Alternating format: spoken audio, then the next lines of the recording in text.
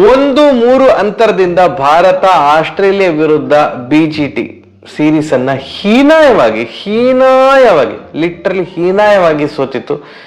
ಏನು ಇವತ್ತು ಬಾರಿ ಏನೋ ಒಂದು ಎಕ್ಸ್ಪೆಕ್ಟೇಷನ್ ಏನು ಇರಲಿಲ್ಲ. ಭಾರತ ಏನು 145 ರನ್ ಲೀಡ್ ಇಟ್ಕೊಂಡಾಗ ಓಕೆ ಇವತ್ತೇನು ಆಟ ಸ್ಟಾರ್ಟ್ ಆಗ್ಬೇಕಿತ್ತು. ನಾ ಹೇಳಿದ್ನಲ್ಲ ನಿನ್ನೆ ವಿಡಿಯೋದಲ್ಲಿ ಮಿನಿಮಮ್ ಒಂದು 250 ರನ್ ಟಾರ್ಗೆಟ್ ಆದ್ರೂ ಕೊಟ್ರೆ ಏನೋ ಒಂದು ಟ್ರೈ ಮಾಡ್ಬೋದು, ಇಲ್ಲ ಇದ್ರೆ ಬಾರಿ ಕಷ್ಟ ಉಂಟು ಅಂತ. ನೋಡಿ 4 ರನ್ ಲೀಡ್ ಮಾತ್ರ ನಮ್ಗೆ ಸಿಕ್ಕಿದ್ದಾಗಿತ್ತು ಫಸ್ಟ್ ಇನ್ನಿಂಗ್ಸ್ ಅಲ್ಲಿ. ಇವತ್ತು ಏನು ಮತ್ತೆ ನಮ್ಮ ಭಾರತದ ಸೆಕೆಂಡ್ ಇನ್ನಿಂಗ್ಸ್ ಸ್ಟಾರ್ಟ್ ಆದಾಗ ಏನು ದಳಬಡ ಅಂತ ವಿಕೆಟ್ ಹೋಯ್ತು. 6 ವಿಕೆಟ್ ಹೋಗಿತ್ತು ನಿನ್ನೆ 141 ರನ್ನಿಗೆ. 4 ರನ್ ಲೀಡ್ ಸೇರಿಸಿ 145 ಆಗಿತ್ತು. ಇವತ್ತು ಎಷ್ಟು ರನ್ ಹೊಡಿಬಹುದು? ಎಂತ ಸಹ ಹೊಡೆಯಲ್ಲ. ಎಲ್ರು ಸಹ ಓದ ಪುಟ್ಟ ಪಂದ ಪುಟ್ಟ ದಡ ಅಂತ ಔಟ್ ಆದ್ರು. ಭಾರತದ ಲೀಡ್ 161 ಮಾತ್ರ ಇದ್ದದ್ದು. ಅಂದ್ರೆ 157ಕ್ಕೆ ಭಾರತ ಆಲ್ ಔಟ್ ಆಗಿ ಹೋಯ್ತು. ಇವತ್ತೇನ್ ಜಾಸ್ತಿ ರನ್ ಪೇರಿಸ್ಲಿಕ್ಕೆ ಆಗಿಲ್ಲ. 4 ವಿಕೆಟ್ಗಳಂತ ಬೇಗ ಕಳೆದುಕೊಂಡ್ರು.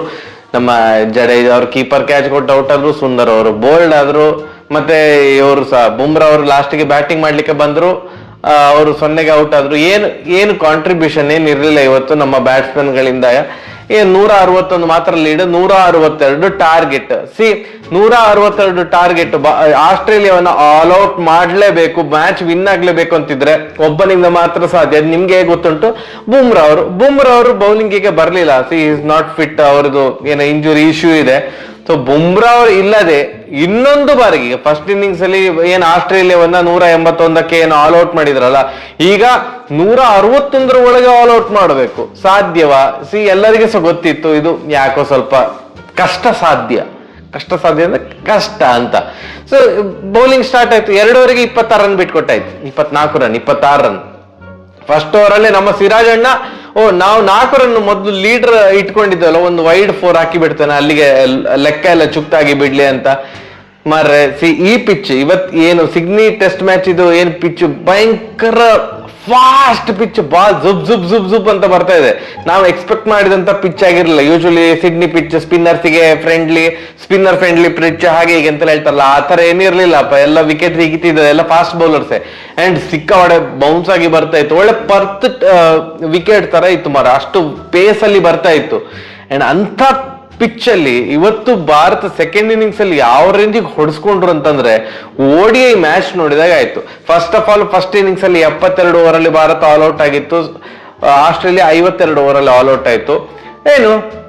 ನಾವು 72 ಓವರಿಗೆ ಆಲ್ ಔಟ್ ಆಗಿ, ನೀವು 52 ಓವರಿಗೆ ಆಲ್ ಔಟ್ ಆಗ್ತೇವೆ, ನಾವು ಅದಕ್ಕಿಂತ ಕಡಿಮೆಗೆ ಆಲ್ ಔಟ್ ಆಗ್ತೇವೆ ಅಂತ 39 ಓವರಿಗೆ ಭಾರತ ಸೆಕೆಂಡ್ ಇನ್ನಿಂಗ್ಸ್ ಅಲ್ಲಿ ಆಲ್ ಔಟ್ ಆಗಿತ್ತು. ಬಟ್ ಆಸ್ಟ್ರೇಲಿಯಾ ಮತ್ತೆ ಹೇಳಿಲ್ಲ, ನೀವು 39 ಓವರಿಗೆ ಆಲ್ ಔಟ್ ಆಗಿದ್ದಾವ, ನಾವು 30 ಓವರಿಗೆ ಆಲ್ ಔಟ್ ಆಗ್ತೇವೆ. ಇಲ್ಲ ಇವರು ಎಷ್ಟು ಬೇಗ ಆಗ್ತದೆ ಅಷ್ಟು ಬೇಗ ವಿನ್ ಆದ್ರೆ ಆಸ್ಟ್ರೇಲಿಯಾ ಏನು ಹೊಡೆದ್ರು ಮಾರೆ. ಕಾನ್ಸ್ಟಾಸ್ 17 ಬಾಲ್ಗೆ 22 ರನ್ ಹೊಡೆದು ಔಟ್ ಆದ್ರು. ಒಬ್ಬ ಆರ್ಥೋಡಾಕ್ಸ್ ಟೆಸ್ಟ್ ಪ್ಲೇಯರ್ ಖವಾಜಾ ಅವರು 45 ಬಾಲ್ಗೆ 41 ರನ್ ಈ ಪಿಚ್ ಅಲ್ಲಿ ಹೊಡೆದ್ರು ಅಂತಂದ್ರೆ ನಮ್ಮದು ಸೆಕೆಂಡ್ ಇನ್ನಿಂಗ್ಸ್ ಅಲ್ಲಿ ಹೋಪ್ಲೆಸ್ ಬೌಲಿಂಗ್ ಆಗಿತ್ತು ಅಂತ ಅರ್ಥ. ಬೌಲರ್ಸ್ ಅನ್ನು ದೂರ್ಲಿಕ್ಕೆ ಆಗುದಿಲ್ಲ. ಬಟ್ ನಾ ಹೇಳುದು ಈ ತರ ರನ್ ಬಾಲ್ ಅಲ್ಲಿ ಹೇಗೆ ಹೊಡಿಸ್ಕೊಂಡ್ರು, ಒಂಚೂರು ಸಹ ಫೈಟೇ ಬರ್ಲಿಲ್ಲಲ್ಲ. ಯಾಕೆ ಬಾಡಿ ಲ್ಯಾಂಗ್ವೇಜ್ ಸಹ ಡೌನ್ ಇತ್ತು. ವಿರಾಟ್ ಕೊಹ್ಲಿ ಅವರು, ಅದು ಮತ್ತೆ ಹೇಳ್ತೇನೆ ನಾನು ಅದೊಂದು ಇನ್ಸಿಡೆಂಟ್ ಬಗ್ಗೆ. ಪ್ರಸಿದ್ಧ ಕೃಷ್ಣ 3 ವಿಕೆಟ್, ಸಿರಾಜ್ ಅಣ್ಣ 1 ವಿಕೆಟ್ ತೆಗೆದ್ರು ಬಿಟ್ರೆ, ಆ ಫಸ್ಟ್ ವಿಕೆಟ್ ಹೋಗುವಾಗ್ಲೇ 3 ಓವರಿಗೆ 39 ಹೊಡೆದಾಗಿ ಆಗಿತ್ತು. ದಡ ಬಡ ಅಂತ ಹೊಡಿತಿದ್ದಾರೆ. ಆ ಕಡೆಯಿಂದ ಕಾನ್ಸ್ಟಾಸ್ ವೈಡ್ 4 ಲೆಗ್ ಎಲ್ಲ ಬರ್ತಾ ಉಂಟು, ಎಕ್ಸ್ಟ್ರಾ ರನ್ ಬರ್ತಾ ಉಂಟು. ಖವಾಜಾ ಅವರು ಹೊಡಿತಿದ್ದಾರೆ. ಕೊನೆಗೆ ಆಯ್ತು, ಕಾನ್ಸ್ಟಾಸ್ ಅವರು ಔಟ್ ಆದ್ರು, ಲಬುಶೇನ್ ಮತ್ತೆ ಸ್ಮಿತ್ ಅವರು ಸಿಂಗಲ್ ಡಿಜಿಟಿಗೆ ಔಟ್ ಆದ್ರು. ಏನೋ ಒಂದು ಭಾರತ ಕಮ್ ಬ್ಯಾಕ್ ಮಾಡ್ತದೆ ಅಂತ ನಾವು ಅಂದ್ಕೊಂಡೇವಷ್ಟೇ. ಖವಾಜಾ ಮತ್ತೆ ಹೆಡ್ ಚಂದ ಮಾಡಿ ಆಡ್ಲಿಕ್ಕೆ ಸ್ಟಾರ್ಟ್ ಮಾಡಿದ್ರು. ಖವಾಜಾ ಅವ್ರು ಔಟ್ ಆದ್ಮೇಲೆ ಡೆಬ್ಯೂಟೆಂಟ್ ಫಸ್ಟ್ ಇನ್ನಿಂಗ್ಸ್ ಅಲ್ಲಿ ಸಹ ವೆಬ್ಸ್ಟರ್ 50 ಹೊಡೆದಿದ್ರು.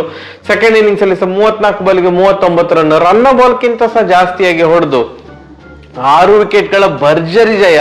2 ಕಾಲ ದಿನದಲ್ಲಿ ಒಂದು ಲಂಚ್ ಸೆಷನ್ ಆಗಿ ಸ್ವಲ್ಪ ಹೊತ್ತಲ್ಲೇ ಆಸ್ಟ್ರೇಲಿಯಾ ವಿನ್ ಆಯ್ತು 2 ಅಂತ ಇಟ್ಕೊಳ್ಳೋ. 2 ದಿನದಲ್ಲಿಯೇ ಭಾರತವನ್ನ ಆಸ್ಟ್ರೇಲಿಯಾ ಲಾಸ್ಟ್ ಟೆಸ್ಟ್ ಮ್ಯಾಚ್ ಅಲ್ಲಿ 5th ಟೆಸ್ಟ್ ಮ್ಯಾಚ್ ಅಲ್ಲಿ ಸೋಲಿಸಿ ಹಾಕಿತ್ತು. ನೋಡಿ, ಇದೊಂದು ಈಗ ಜಗಜ್ಜಾಹೀರಾಗಿ ಹೋಗಿದೆ. ಏನು ಅಂತಂದ್ರೆ ಭಾರತ ಏಷ್ಯನ್ ಕಂಟ್ರಿ ಬಿಟ್ಟು ಹೊರಗಡೆ ಸೇನಾ ಕಂಟ್ರೀಸ್ ಅಲ್ಲಿ ಸೌತ್ ಆಫ್ರಿಕಾ, ಇಂಗ್ಲೆಂಡ್, ನ್ಯೂಜಿಲೆಂಡ್ ಮತ್ತೆ ಆಸ್ಟ್ರೇಲಿಯಾ ಈ ಕಂಟ್ರೀಸ್ ಅಲ್ಲಿ ಭಾರತ ಟೆಸ್ಟ್ ಸೀರೀಸ್ ವಿನ್ ಆಗಬೇಕು ಅಂತಂದ್ರೆ ಬುಮ್ರಾ ಅವರು ಇರ್ಲೇಬೇಕು. ಬುಮ್ರಾ ಅವರು ಇಲ್ಲದೆ ಇವರಿಗೆ ವಿನ್ ಆಗ್ಲಿಕ್ಕೆ ಸಾಧ್ಯವೇ ಇಲ್ಲ ಅನ್ನೋದು ಜಗಜ್ಜಾಹೀರಾಗಿದೆ.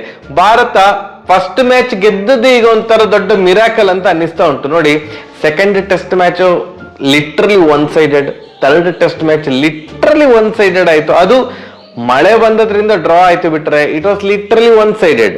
ಮತ್ತೆ ಪುನಃ 4th test match one sided test match, Australia win ಆದ್ರು. 5th ಟೆಸ್ಟ್ ಮ್ಯಾಚ್ ಅಲ್ಲಿ ಸಹ 4 ರನ್ ಲೀಡ್ ತೆಗೆದುಕೊಂಡ್ರು ಬಿಟ್ರೆ ಭಾರತ, ನಿಮ್ಗೆ ಎಲ್ಲಿ ಸಹ ಭಾರತ ವಿನ್ ಆಗ್ತಿದೆ ಅಂತ ಎಲ್ಲಿ ಸಹ ಅನ್ನಿಸ್ತಾ ಇರಲಿಲ್ಲ. ಸೆಕೆಂಡ್ ಇನ್ನಿಂಗ್ಸ್ ಭಾರತದ ಬ್ಯಾಟಿಂಗ್ ನೋಡಿದಾಗ ಗೊತ್ತಾಗಿ ಹೋಯ್ತು, ಬುಮ್ರಾ ಸಹ ಫಿಟ್ ಇಲ್ಲ, ಇವರು ಬ್ಯಾಟಿಂಗ್ ಸಹ ಚೆನ್ನಾಗಿ ಮಾಡ್ತಾ ಇಲ್ಲ, ಸೊ ಭಾರತ ವಿನ್ ಆಗುದಿಲ್ಲ ಅಂತವೇ ಅನ್ನಿಸ್ತಾ ಇತ್ತು. So first test match Bharat miraculously win ಆಗಿದ್ದು ಅದು ಬುಮ್ರಾ ಅವರ ಕೃಪಾ ಕಟಾಕ್ಷದಿಂದ. ಫಸ್ಟ್ ಇನ್ನಿಂಗ್ಸ್ ಅಲ್ಲಿ 150 ರನ್ ಭಾರತ ಏನು ಹೊಡೆದು ಆಲ್ ಔಟ್ ಆದಾಗ ಅಯ್ಯೋ ಈ ಮ್ಯಾಚ್ ಹೋಯ್ತಂತ ಅನ್ಕೊಂಡದ್ದು.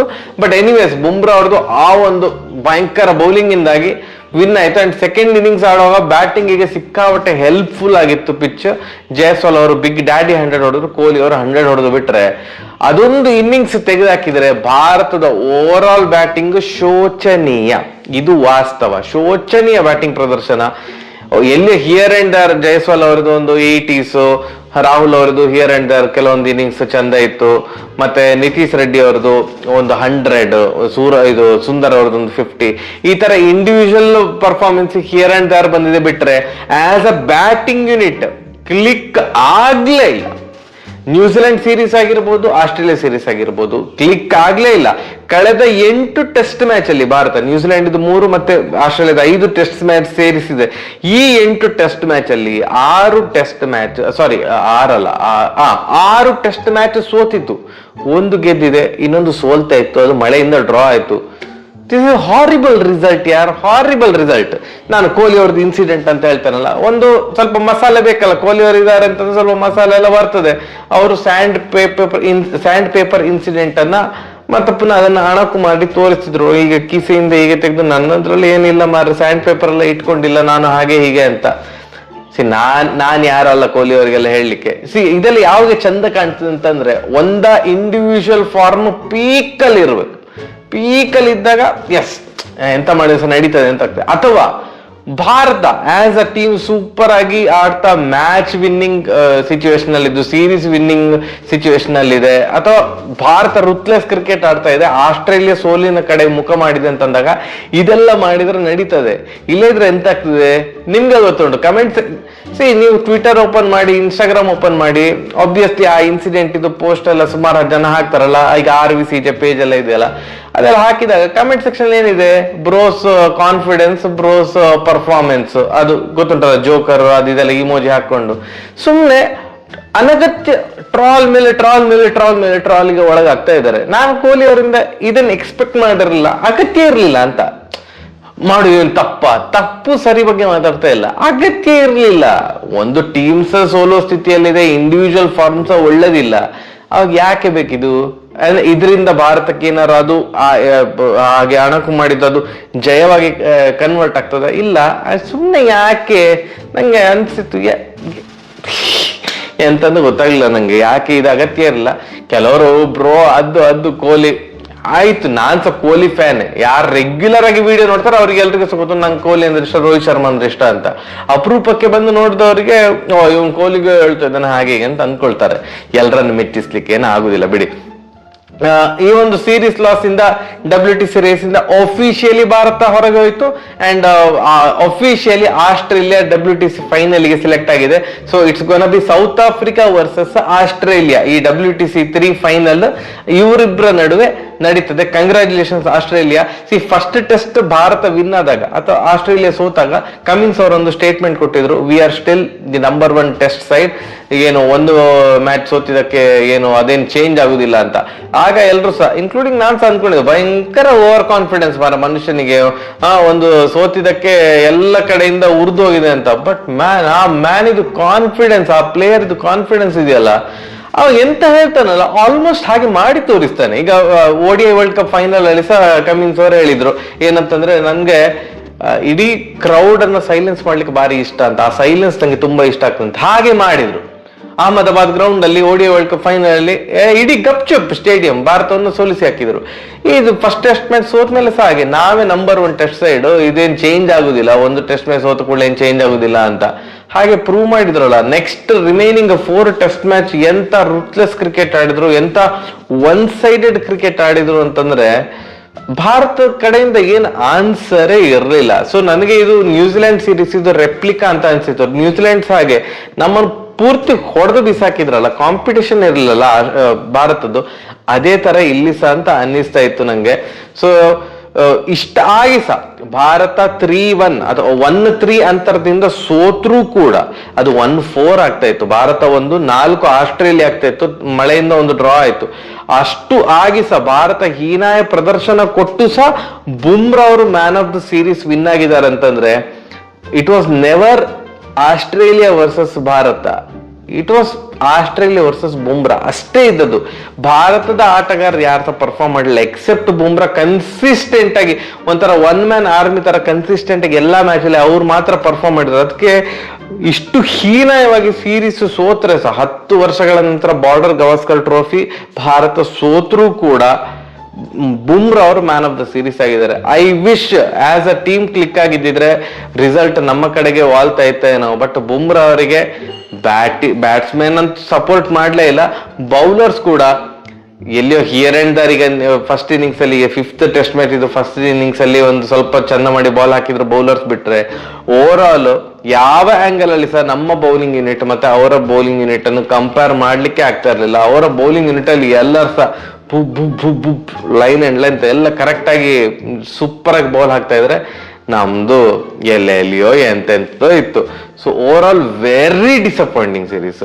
ಗಂಭೀರ್ ಅವರನ್ನ ಸಡನ್ ನಾನು ದೂರ್ಲಿಕ್ಕೆಲ್ಲ ಆಗುದಿಲ್ಲ, but nothing is working out for him. ಅವರು ಬಂದ ಮೇಲೆ ರಿಸಲ್ಟ್ ಪೂರ್ತಿ ಚೇಂಜ್ ಆಗಿದೆ.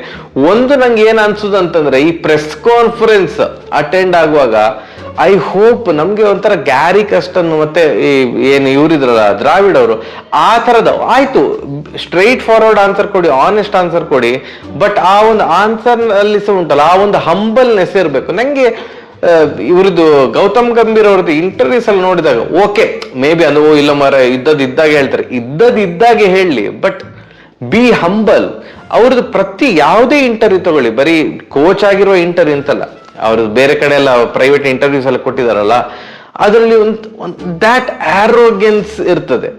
ಕೆಲವರಿಗೆ ಇಷ್ಟ ಆಗ್ತದೆ ಅದು, ಬಟ್ ನೀವು ಹಂಬಲ್ ಆಗಿ ನಿಮ್ಮನ್ನ ಪ್ರೆಸೆಂಟ್ ಮಾಡಿಕೊಂಡ್ರೆ ಓಕೆ ಜನ ಇಷ್ಟಪಡ್ತಾರೆ ನಿಮ್ಮನ್ನ. ಇದು ತುಂಬಾ ಅಂದ್ರೆ ನಾನು ಹೇಳಿದ್ದೆ ಕರೆಕ್ಟ್ ಅನ್ನೋ ತರ ಸ್ಟೋನ್ ಫೇಸ್ ಅಲ್ಲಿ ಒಂಥರ ಆನ್ಸರ್ ಕೊಡೋದು, ದಟ್ ಶುಡ್ ಸ್ಟಾಪ್. ಯಾಕಂತಂದ್ರೆ ಈ ತರ ಅಂದ್ರೆ ಈ ತರ ಒಂದು ಹೀನಾಯವಾಗಿ ಸೋತ ಮೇಲೆ ನೀವು ಸ್ವಲ್ಪ ತಗ್ಗದೇ ಇದ್ರೆ ಅದು ಕರಿಯರ್ ಹಾಳಾಗ್ತದೆ. ಆಸ್ ಅ ಕೋಚ್ ಕೂಡ ಕರಿಯರ್ ಹಾಳಾಗ್ತದೆ, ಮತ್ತೆ ಟೀಮ್ ಇಂಡಿಯಾಗೆ ಸಹ ಅದು ಒಳ್ಳೇದಲ್ಲ.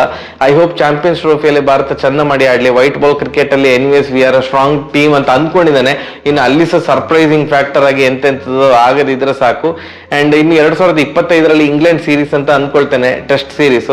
ಅಫ್ಕೋರ್ಸ್ ಕೊಹ್ಲಿ ಅವ್ರು ಸಿಲೆಕ್ಟ್ ಆಗ್ತಾರೆ ಅದಕ್ಕೆ, ಬಟ್ ಅದು ನನ್ನ ಪ್ರಕಾರ ಕೊಹ್ಲಿ ಅವರಿಗೆ ಒಂಥರ ಅಫಿಷಿಯಲಿ BCCI ಹೇಳ್ತದೆ ಅಂತ. ಈಗ ನಿಮ್ಗೆ ಟೈಮ್ ಇದೆ ಮಾತ್ರ, ಪ್ರಾಕ್ಟೀಸ್ ಮಾಡಿ.